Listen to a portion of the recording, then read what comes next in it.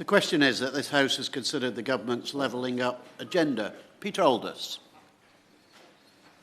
Thank you, Mr Robertson. It's a pleasure to serve under your chairmanship. I congratulate the Honourable Member for Barnsley Central for securing this debate, and I welcome the Minister to her place. I draw attention to the fact that I'm on the Lowestoft Place Board, and Lowestoft has secured a Towns deal. Mr Robertson, levelling up is vitally important. It is about giving hope to local communities that have been ignored for too long. It's about tackling deep pockets of deprivation, and it's about giving people the opportunity to realise their full potential. I shall briefly outline 3 issues of concern. Firstly, the importance of investing in people. Infrastructure is incredibly important, but there does need to be a focus on investing in skills and employment support to help people proceed from low-skilled, low-wage jobs and to climb the ladder to rewarding and better-paid jobs. It's necessary to invest in accessible childcare so as to allow people to better access and then to stay in the labour market. Secondly, whilst I am supportive of the freeports initiative, I would urge the Government to stick with and improve enterprise zones. The Lowestoft and Great Yarmouth Enterprise Zone, set up in 2012, like other enterprise zones all around the country, has been incredibly successful. By reallocating the existing footprint of the enterprise zone around Lowestoft Port, over 300 new jobs can be created, 40 new businesses can be supported, and between £1 million and £3 million of retained rates can be generated.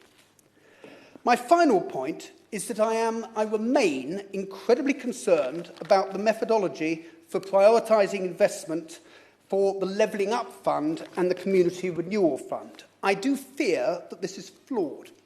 Lowestoft has deep pockets of deprivation, very similar to neighbouring Great Yarmouth, but unlike the latter, it is not a priority place. I do not begrudge Great Yarmouth, but the methodology for assessing need on a district-wide basis fails to properly identify where additional support is needed. I discussed this issue earlier this week with the Arts Council, East Suffolk Council and Suffolk County Council.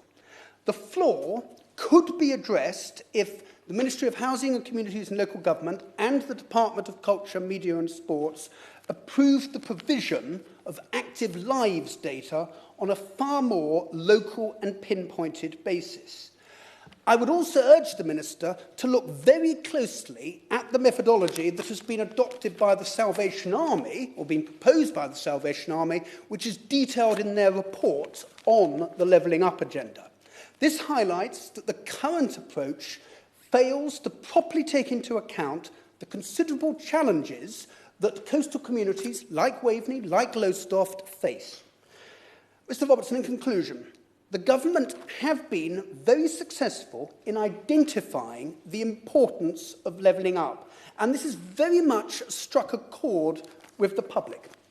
However, to ensure that we deliver on this commitment, and that the public are not left disillusioned, a more refined, joined up and people-focused approach is required. This is needed if the strategy is to work with all communities around the UK being given the opportunity to truly catch up and claim their fair share of the proceeds of growth. Thank you, Mr Robertson. Justin Matters. Thank you, Mr Robertson. It's a pleasure to serve your